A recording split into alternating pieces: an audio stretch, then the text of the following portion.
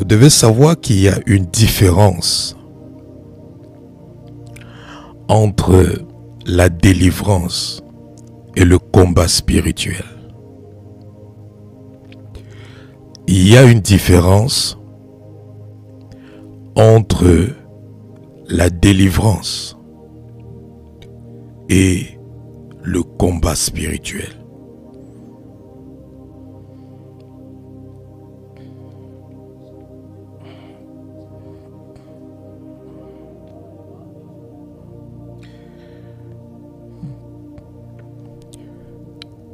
Le combat spirituel n'est pas la délivrance.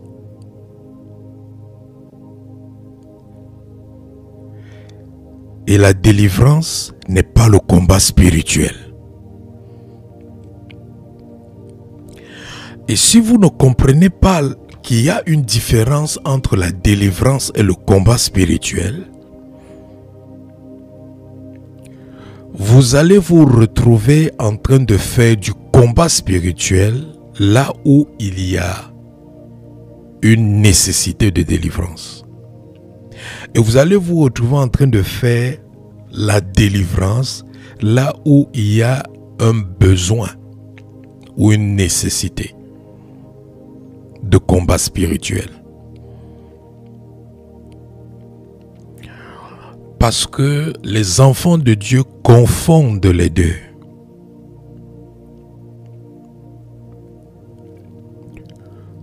Le combat spirituel a un objectif particulier. La délivrance a aussi un objectif particulier.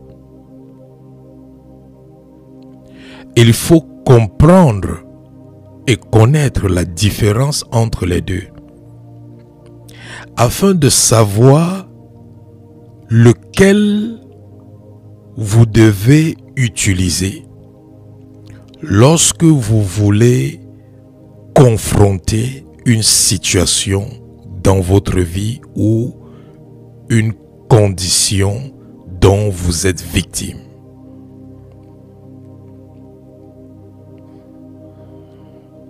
Lorsqu'on lit la Bible, on voit deux catégories d'enfants de Dieu qui avaient besoin de l'intervention de Dieu dans leur vie. Lorsqu'on lit la Bible, on voit la première catégorie d'enfants de Dieu qui avaient besoin du secours de Dieu. C'est ceux qui avaient besoin du combat spirituel.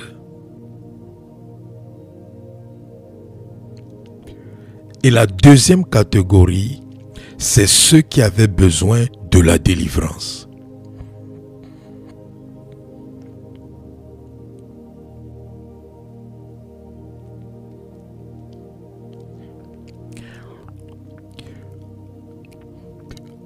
Il faut comprendre que la délivrance, c'est combattre quelque chose, quelqu'un qui vous tient captif. La délivrance, c'est combattre, c'est confronter, c'est affronter.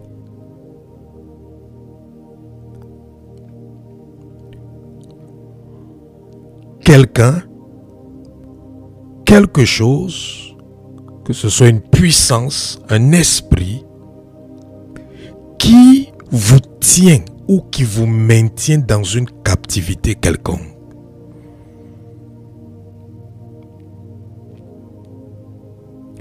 Par contre, le combat spirituel consiste à combattre un ennemi qui vous attaque. Le combat spirituel consiste à combattre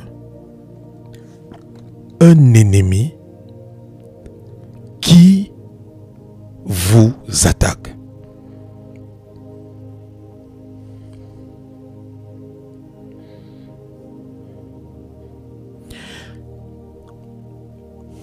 C'est une erreur de s'engager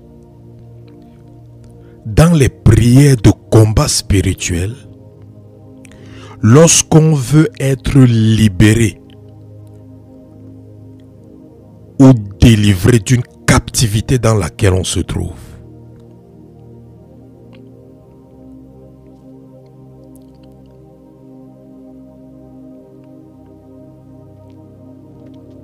Le combat spirituel n'est pas adéquat lorsque l'ennemi que vous combattez est hors de votre vie ou est en dehors de votre vie.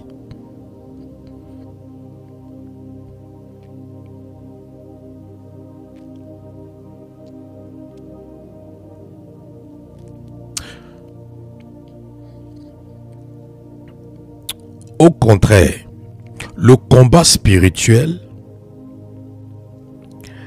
est adéquat pour confronter un ennemi qui est hors de votre vie.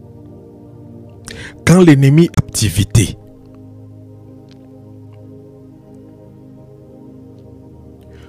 lorsque l'ennemi a déjà une emprise sur vous,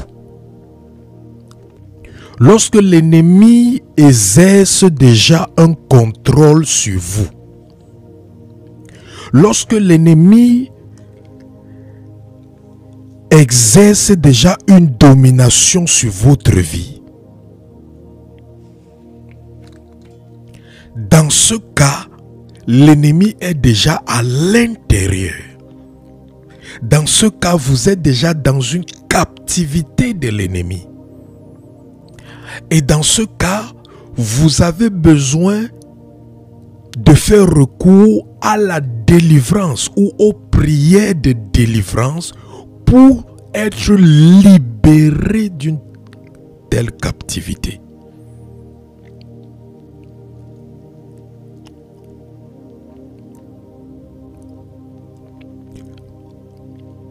Par contre, quand l'ennemi est en train de lancer les attaques contre vous, mais l'ennemi ne vous a pas encore battu, l'ennemi ne s'est pas encore infiltré, ne s'est pas encore établi dans votre vie, ou l'ennemi n'a pas encore pris le dessus sur un domaine dans votre vie, c'est plutôt le combat spirituel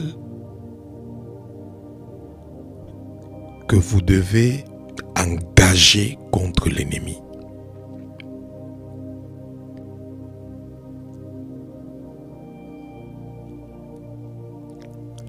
Les prières de délivrance ciblent la légalité de l'ennemi, alors que les prières de combat spirituel ciblent les attaques de l'ennemi. Je le redis encore, les prières de délivrance ciblent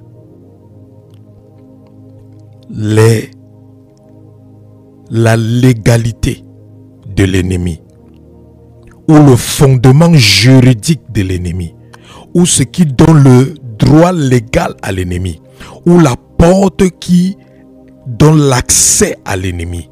La délivrance cible ce que je viens de citer là. Mais par contre, les prières de combat spirituel maintenant ciblent plutôt les attaques de l'ennemi, non pas la légalité de l'ennemi, non pas les fondements juridiques de l'ennemi, non pas l'accès ou ce qui donne l'accès à l'ennemi.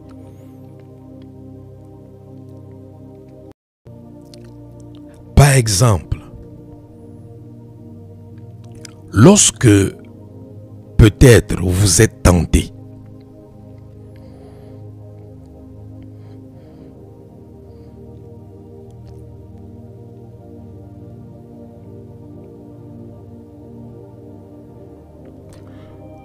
c'est-à-dire que l'ennemi utilise comme attaque spirituelle la tentation. Parce que la tentation, c'est une attaque spirituelle. Donc lorsque vous êtes tenté, par exemple, pour confronter cette tentation, ou pour résister à cette tentation, ou pour ne pas tomber dans cette tentation, vous n'avez pas besoin de délivrance, mais vous avez besoin de vous engager dans le combat spirituel.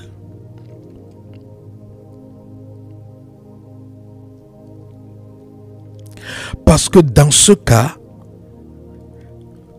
l'ennemi, par la tentation, essaye de vous inciter à commettre un péché ou à désobéir à Dieu. L'ennemi, dans ce cas, n'a pas encore de prise sur vous. Il n'a pas encore une emprise sur vous. Il n'a pas encore le pouvoir sur vous. Il n'est pas en vous. Il ne s'est pas encore établi en vous ou dans votre vie. Il est encore à l'extérieur. Mais il essaye de l'extérieur de vous amener à poser une action qui va maintenant lui donner un fondement juridique ou un droit légal de venir maintenant s'établir dans votre vie ou s'établir dans un domaine de votre vie. En créant maintenant des problèmes, des blocages, des limitations, ainsi de suite. Donc dans ce cas où quelqu'un est tenté, l'ennemi ne peut pas forcer cette personne à faire quoi que ce soit. Mais l'ennemi ne peut que essayer d'inciter cette personne à tomber dans la tentation au travers de la tromperie ou de la manipulation. Et c'est ce qui est arrivé à Adam et Ève. Adam et Ève n'avaient pas besoin de délivrance. Adam et Ève n'avaient pas besoin de délivrance. Adam et Ève n'avaient pas de lien de famille qui parlait contre eux. Adam et Ève n'avaient jamais commis de péché. Adam et Ève n'avaient aucune origine familiale qui pouvait s'opposer à leur destinée ou à leur bien-être. Adam et Ève n'avaient aucune malédiction. Donc, Adam et Ève n'avaient pas besoin d'une délivrance quelconque. Et c'est la raison pour laquelle le diable ne pouvait pas forcer Adam et Ève à faire quoi que ce soit.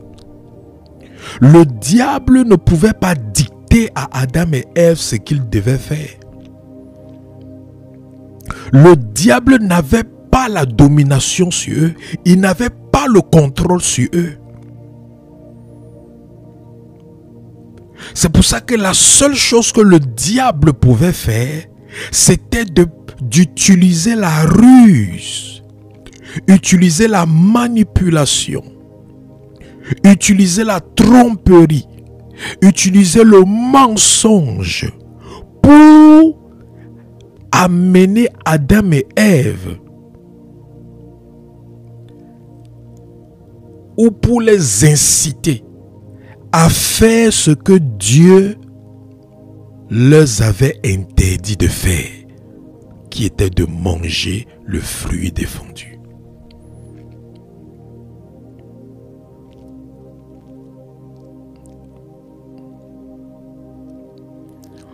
Adam et Ève avaient besoin du combat spirituel pour ne pas tomber dans la tentation de l'ennemi.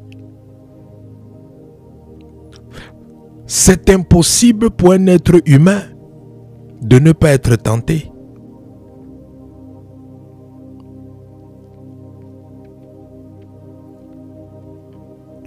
Mais lorsqu'on est tenté, on ne fait pas recours aux prières de délivrance, mais on fait recours aux prières de combat spirituel. Parce que l'ennemi n'est pas encore entré.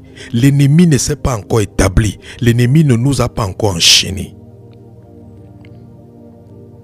C'est pour ça que Jésus-Christ a dit dans Matthieu, chapitre 26, verset 41.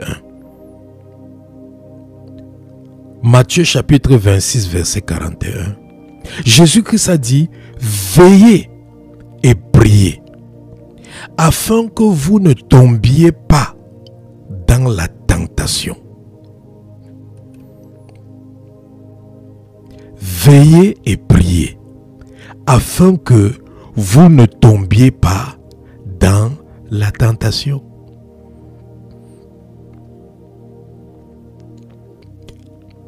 Donc Jésus-Christ nous fait comprendre ici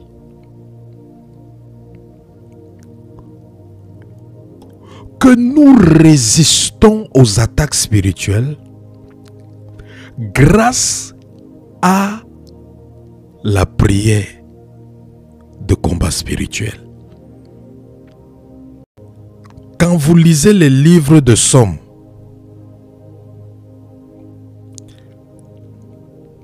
la plupart du contenu du livre des Psaumes, ça n'a pas trait à la délivrance. C'est plus relatif au combat spirituel. Quand vous lisez le livre de Psaumes, c'est plus relatif au combat spirituel. Ce n'est pas relatif à la délivrance. Dans le livre de Psaumes, vous voyez David qui est toujours en train de demander à Dieu, bien que David demande à Dieu de venir le délivrer, mais David demande à Dieu de venir le délivrer des ennemis qui se lèvent contre lui. Mais David n'est pas captif de ses ennemis. Il n'est pas dans la prison de ses ennemis. Il n'est pas dans les liens de ses ennemis. Il n'est pas enchaîné par ses ennemis.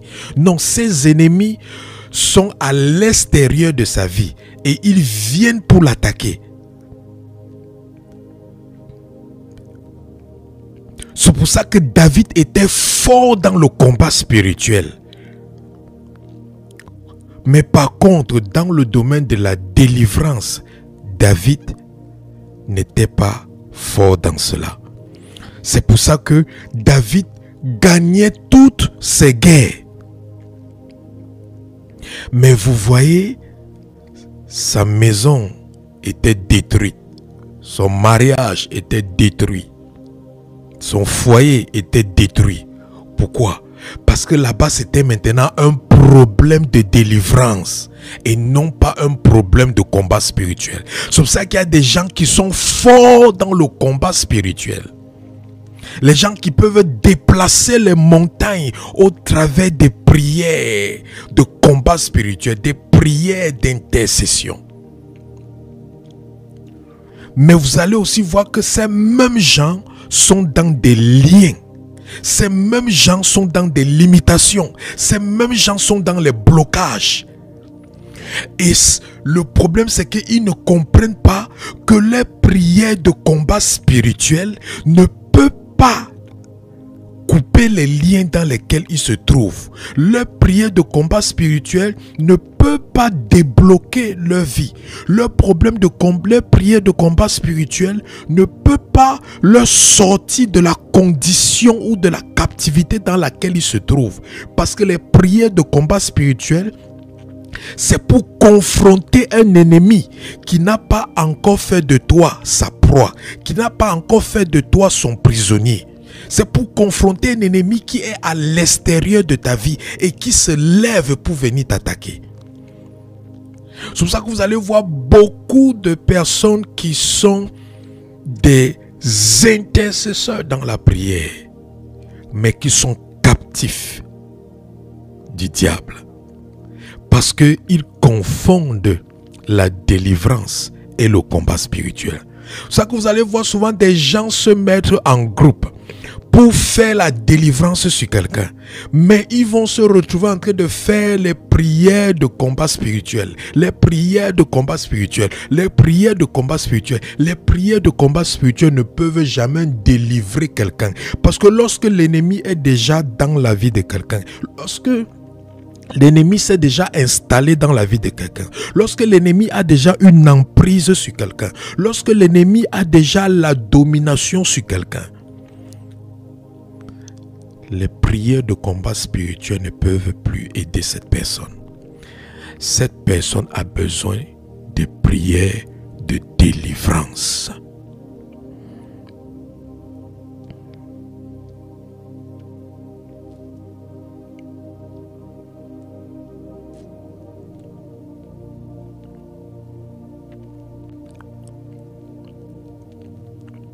Parce que les prières de combat spirituel, ça cible quoi? Les attaques. Mais les prières de délivrance ciblent quoi? La légalité de l'ennemi. Parce que le monde des ténèbres travaille avec la légalité. Parce que c'est la légalité ou le fondement juridique qui donne l'accès au monde des ténèbres dans la vie des humains.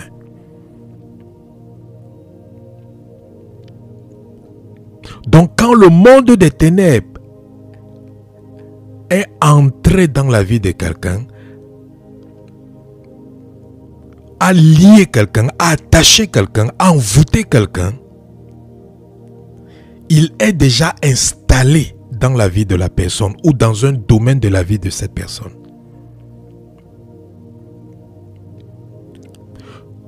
Donc les prières qui doivent être faites pour aider une telle personne, les prières là ne doivent pas cibler l'attaque dans laquelle la personne se trouve, mais les prières doivent plutôt cibler ce qui a donné la légalité à cette attaque de réussir contre lui. Parce que le combat spirituel, c'est quand l'ennemi vient t'attaquer. La délivrance, c'est quand l'ennemi t'a attaqué et il a pu s'établir dans ta vie.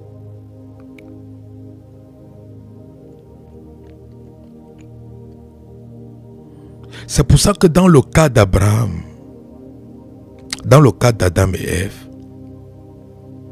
lorsque Adam et Ève ont désobéi à Dieu en mangeant du fruit défendu, le droit a été donné à Satan sur la vie d'Adam et Ève.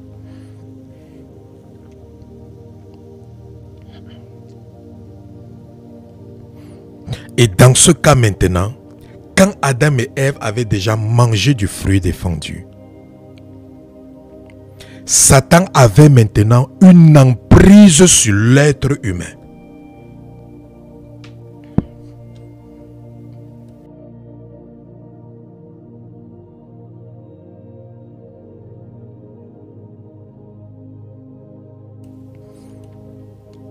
Satan avait une emprise maintenant sur l'être humain.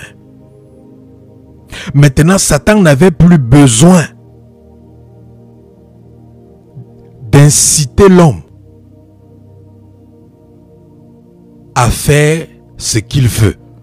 Satan avait maintenant le pouvoir de contrôler l'homme et de forcer l'homme à faire ce qu'il veut. Pourquoi? Parce qu'il était déjà entré.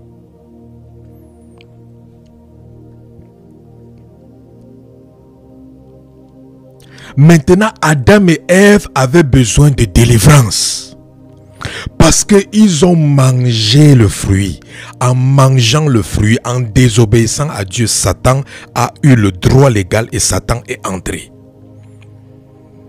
Donc maintenant, si Adam et Ève veulent cesser de mal se comporter envers Dieu, s'ils commencent à prier que je lance le feu sur tout ce qui m'amène à mal me comporter, au nom de Jésus, je lance le feu sur tous les esprits qui m'amènent à mal me comporter, je lance le feu sur tous les esprits qui m'amènent à mal me comporter. Ils sont en train de faire les prières de combat spirituel. Ce genre de prière ne va jamais résoudre le problème parce que l'ennemi est déjà installé en eux. Et eux sont en train de se focaliser sur l'attaque de l'ennemi. Si c'est quelqu'un qui ment beaucoup, il va dire, je prends autorité sur l'esprit du mensonge qui est dans ma vie. Toi, esprit du mensonge, je te chasse. Toi, esprit de jalousie dans ma vie, je te chasse. Toi, esprit de... je te chasse. Toi qui m'amène à mal me comporter, je te chasse.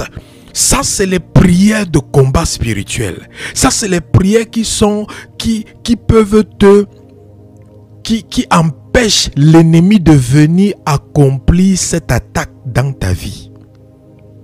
Mais lorsque l'ennemi est déjà dans ta vie, pour le déloger, il faut annuler, briser la légalité. Il faut détruire le fondement juridique qu'il a dans ta vie. Il faut détruire ce qui lui donne le droit légal d'être dans ta vie. Et c'est ça maintenant que les prières de délivrance ciblent. Ça détruit, ça casse, ça enlève, ça ôte, ça retire, ça annule la légalité de l'ennemi qui s'est installé en toi.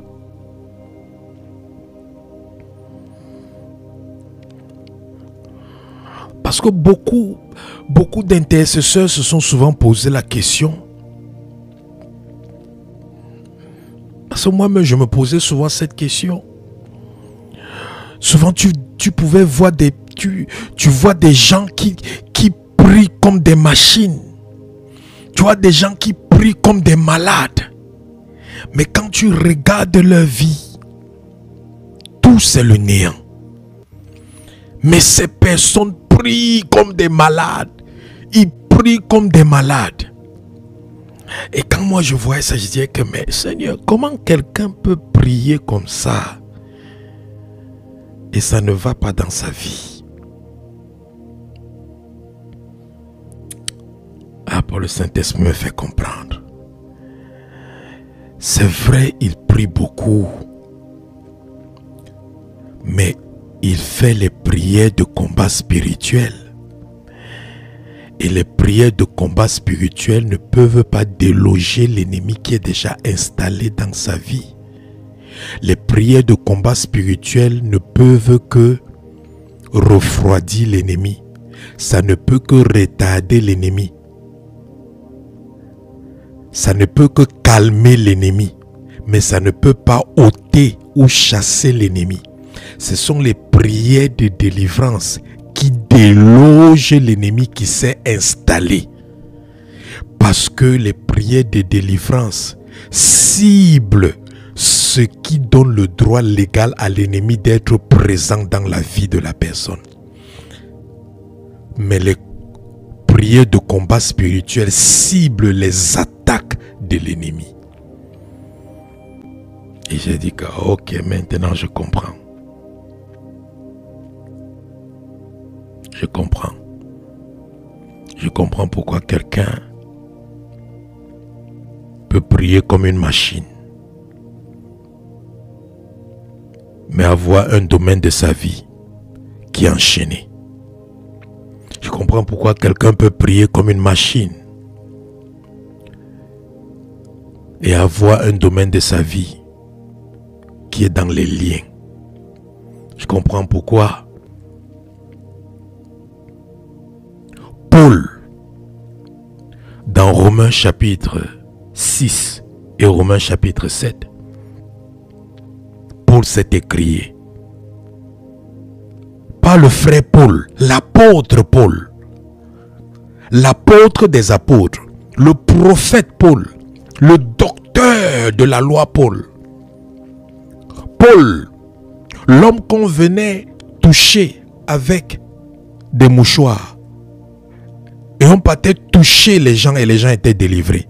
Je comprends pourquoi ce Paul qui ressuscitait les morts comme le petit déjeuner, ce Paul qui chassait les démons juste en prononçant des simples paroles aux gens. J'ai compris pourquoi ce Paul, dans Romains chapitre 6 et chapitre 7, ce Paul a dit: ce que je veux faire, je ne fais pas.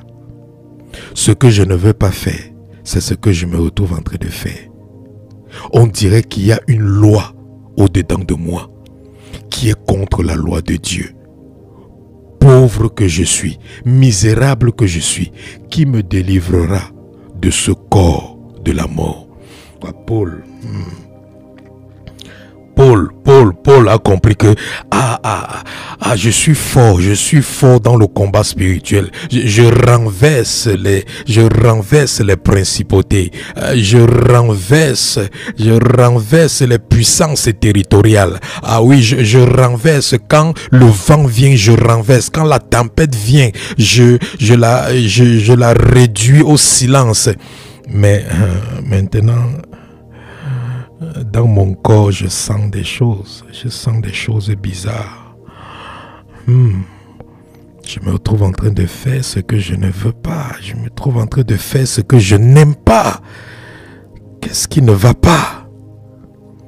Après, Paul s'est écrié: misérable que je suis, qui me délivrera de ce corps du péché, ce corps de la mort? Le Saint-Esprit a commencé à faire comprendre à Paul que Paul, ici ce n'est pas une affaire de combat spirituel. Ici c'est une affaire de délivrance. Ici il est question d'identifier la légalité de l'ennemi dans ta vie. Et maintenant de cibler cette légalité de l'ennemi avec tes prières. Et quand tu détruis, tu casses cette légalité, l'ennemi là n'aura plus le droit légal d'être présent dans ta vie. Il sera obligé de partir. Et c'est là que maintenant Paul a eu la révélation. Dans Romains chapitre 8, il a dit: la loi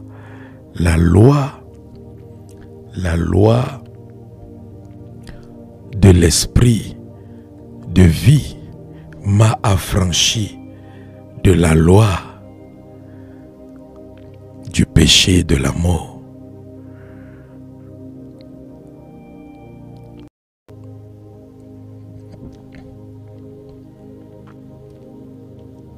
Donc quand tu t'engages dans la recherche de la délivrance,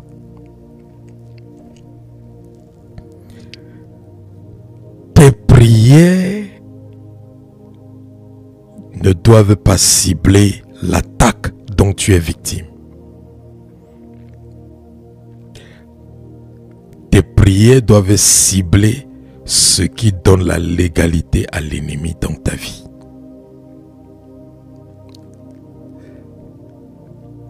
C'est ça la différence. Pour savoir si tu es en train de faire des prières de délivrance ou si tu es en train de faire des prières de combat spirituel, pose-toi la question: la prière que je suis en train de faire là, quelle est la cible de cela?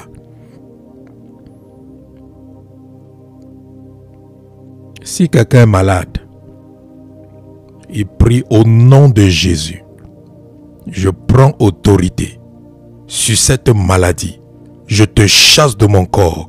Au nom de Jésus. Maladie, sors de mon corps. Au nom de Jésus. Je détruis cette maladie dans mon corps. Ça, c'est quoi? C'est les prières de combat spirituel. La prière de délivrance pour quelqu'un qui est malade. Il sait d'abord que la maladie est illégale dans la vie d'un chrétien. Maintenant, si un chrétien tombe malade, ça veut dire que l'esprit d'infirmité a eu un accès dans sa vie. Donc celui qui fait la délivrance maintenant, il va maintenant aller d'abord voir d'abord dans le domaine de la repentance. Est-ce que il y a un péché que j'ai commis qui a ouvert la porte à cette infimité? Il va d'abord. C'est pour ça que je ne fais jamais la délivrance sur quelqu'un sans d'abord commencer à faire les prières de repentance sur la personne. Jamais. Même si la personne vit comme Dieu. Non.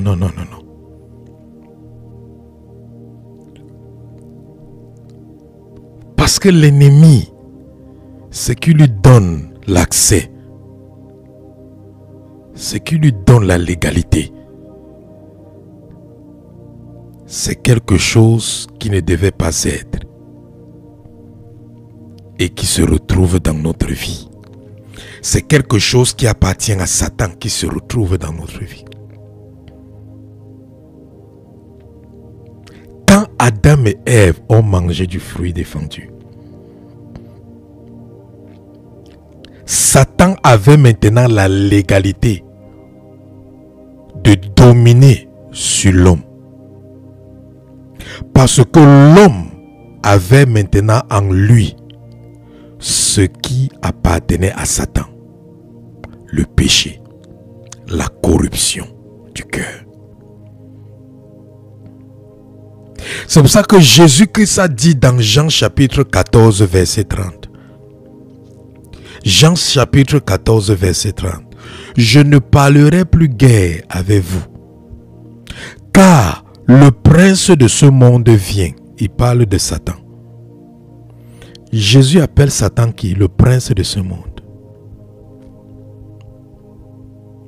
Jésus dit, le prince de ce monde vient. Il n'a rien en moi.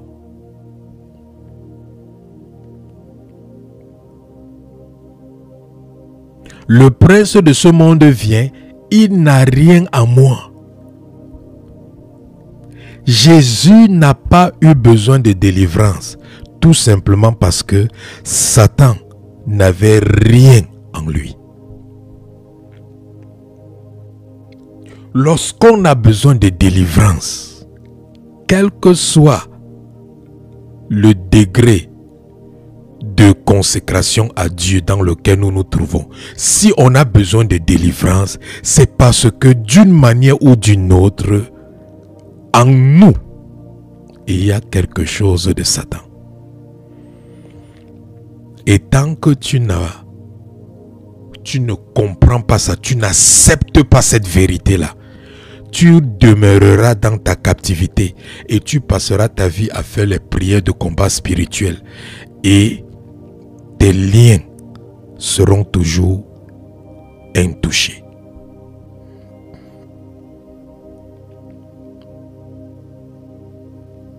L'homme a besoin de délivrance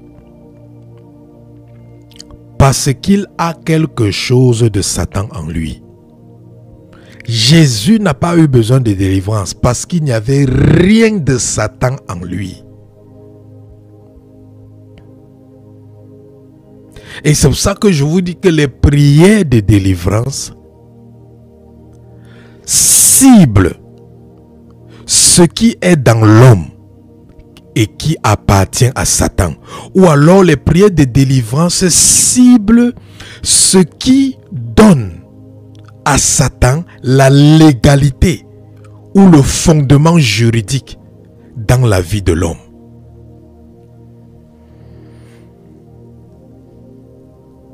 Oui.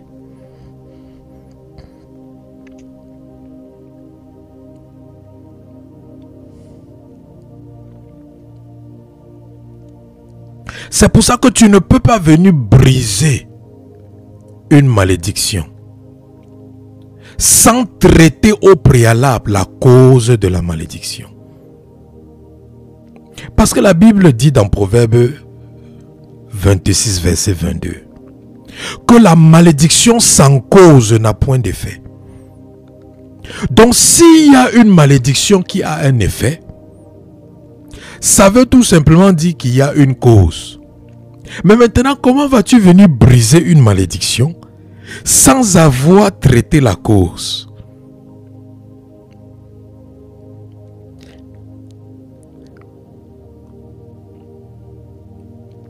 Tu veux venir briser la malédiction de la pauvreté sur ta vie, mais tu ne traites pas la cause de cette malédiction. Tu resteras pauvre. Parce que les prières que tu vas faire, ce seront les prières de combat spirituel. Mais les prières de délivrance, ce sera des prières pour traiter la cause de cette malédiction. Qu'est-ce qui a causé? Qu'est-ce qui a donné un fondement juridique, un droit légal à cette malédiction de la pauvreté dans ma vie? Maintenant, tu traites la cause au travers de la prise de conscience, de la confession du péché, de la repentance, du rachat.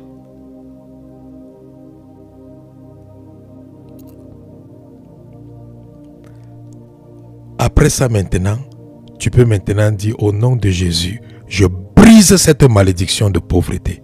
Et ça se brise. Mais si tu viens seulement te dire, je brise cette malédiction de pauvreté. Tu t'es posé la question que la pauvreté là vient d'où? Qu'est-ce qui a donné le droit légal à cette pauvreté?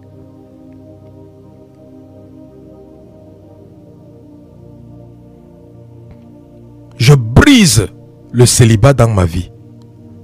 Tu t'es posé la question, qu'est-ce qui a d'abord donné le droit légal au célibat là? Parce que le célibat là, c'est l'attaque spirituelle. Et si ta prière ne cible que l'attaque spirituelle, tu ne pourras pas être délivré de cette captivité du célibat. Pour être délivré de la captivité du célibat, il faut traiter la racine. Il faut traiter qu'est-ce qui a engendré ce célibat. Qu'est-ce qui a donné le droit légal à ce célibat? Qu'est-ce qui a donné le feu vert au monde des ténèbres de venir établir ce célibat dans ma vie ou sur ma lignée familiale?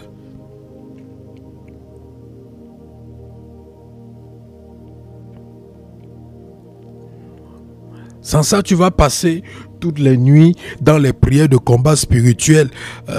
Je lance le feu, je détruis tout ce qui s'élève contre moi, qu'il soit dans la confusion au nom de Jésus, tout ce qui complote contre moi. Oui. Ces prières-là, c'est bien. Ce sont des bonnes prières. Que les flèches qu'on a lancées contre moi, je revoque ces flèches, je les renvoie vers l'expéditeur. Ce sont des bonnes prières. Mais ce ne sont pas des prières de délivrance. Ce sont des prières de combat spirituel. Ça ne va pas empêcher qu'une autre flèche vienne le lendemain matin.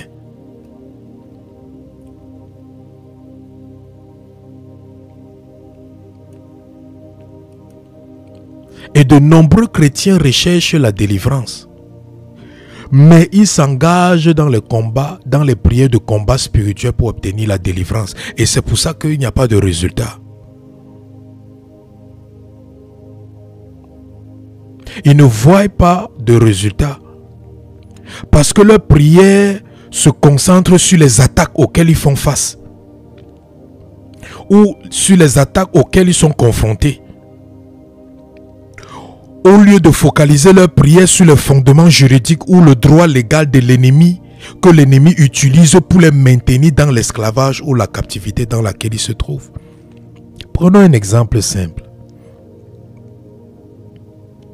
S'il y a un esprit qui te trouble constamment, tu constates qu'il y a un esprit qui te trouble constamment. Peut-être c'est quand tu pas dormi, l'esprit là te trouble. Tu vois que l'esprit ne fait que te troubler constamment.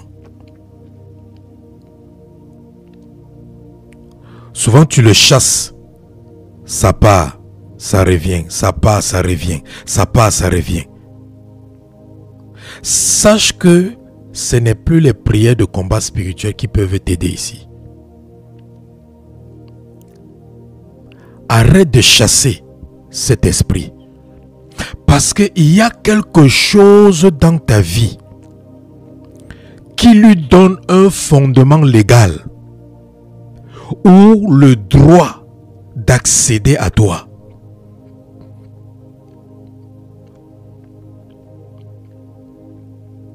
Donc tu dois plutôt recentrer ta prière pour identifier et annuler ce qui donne le droit légal à cet esprit.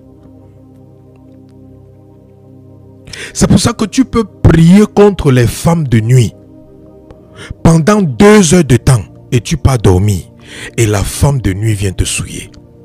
Tu peux prier contre le mari de nuit pendant 3 heures de temps avant d'aller dormir. Quand tu pas dormi, le mari de nuit vient te souiller.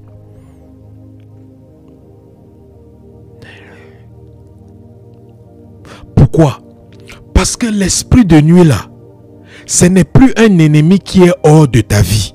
Ce n'est pas un ennemi qui est à l'extérieur de ta vie et qui essaie de t'attaquer. C'est un ennemi qui est déjà établi dans ta vie. C'est un ennemi qui a déjà une alliance avec toi. C'est un ennemi qui est déjà lié à toi. C'est un ennemi qui est déjà marié à toi. C'est un ennemi qui est déjà associé à toi. Donc les prières de combat spirituel, ça peut seulement le calmer. Ça peut le temporiser. Ça peut l'écarter, ça peut le limiter, mais ça ne peut pas le déloger et ça ne peut pas le séparer de toi. C'est la prière de délivrance qui pourra le séparer de toi.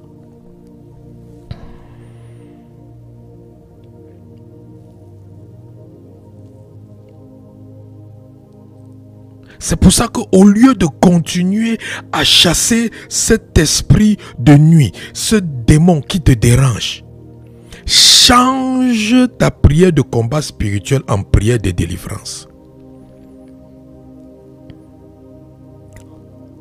Entre dans l'interrogation. Interroge Dieu. Interroge le Saint-Esprit par rapport pour qu'il te révèle quelle est la légalité de cet esprit dans ta vie. Quelle est la légalité de ce mal dans ta vie qui vient, ça part, ça vient, ça part, ça vient, ça part. Quelle est la légalité de cela? Quelle est la cause de cela? Qu'est-ce qui lui donne l'accès de revenir après que je l'ai chassé?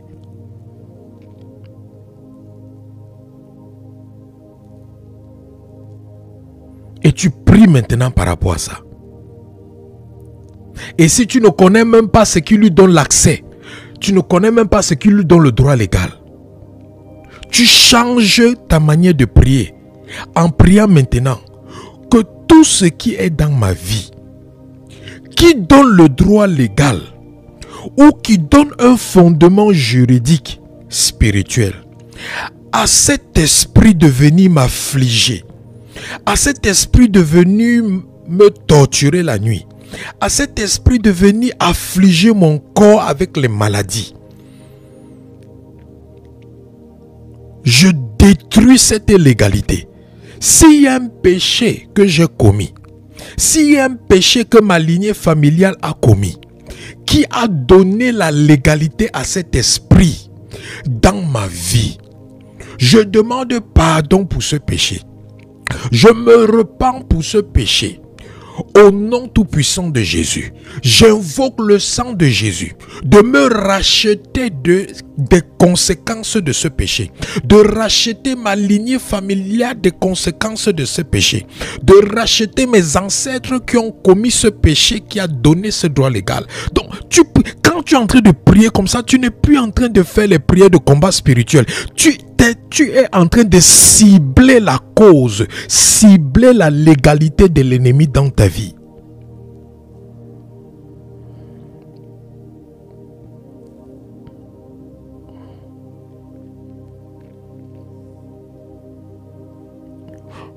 Parce que les gens vont dire que non, ils prient beaucoup pour leur délivrance, mais il n'y a pas la délivrance. Si tu les demandes, donne-moi les sujets de prière que tu pries. Dis-moi un peu comment tu pries. Tous les sujets de prière qu'ils te donnent, tu comprends que ce n'est que les prières de combat spirituel. Aucun de ces sujets de prière ne cible la racine, ne cible la cause de son problème. Tous ces prières ciblent les attaques. Les attaques ne sont que les manifestations de nos problèmes. Et je vous dis ça tous les jours. Je vous dis ça tous les jours que les attaques qu'on a dans nos vies ne sont que les manifestations ou les symptômes du problème. Le problème, c'est ce qui donne la légalité aux attaques. Et je vous dis ça, je vous enseigne ça tous les jours. Que combattre les symptômes d'une maladie n'est pas l'action adéquate que vous devez poser pour guérir une maladie. Lorsqu'on veut guérir une maladie, on ne soigne pas les symptômes. On ne focalise pas, on ne donne pas un traitement juste pour atténuer les symptômes. Quand tu pars à l'hôpital, le docteur te prescrit des médicaments pour les symptômes, mais il te prescrit aussi les médicaments pour guérir le mal. C'est pour ça que si tu as les maux de tête, il va dire que prends ces médicaments quand tu as les maux de tête, prends ces médicaments quand tu as la nausée, prends ces médicaments quand tu as ceci. Mais après, il va te dire mais je dois te donner maintenant les antibiotiques parce que les antibiotiques ils vont maintenant aller détruire l'infection qui est en toi, parce qu'il comprend que le problème de cette personne c'est qu'il a une infection, et parce qu'il a une infection dans son corps, cette infection maintenant ça cause les maux de tête, ça engendre les douleurs corporelles, ça engendre les afflictions corporelles. Donc le docteur lui donne des médicaments pour atténuer les symptômes, pour baisser la douleur, mais il lui donne aussi des antibiotiques pour aller résoudre le vrai problème qui est l'infection qui cause tout cela.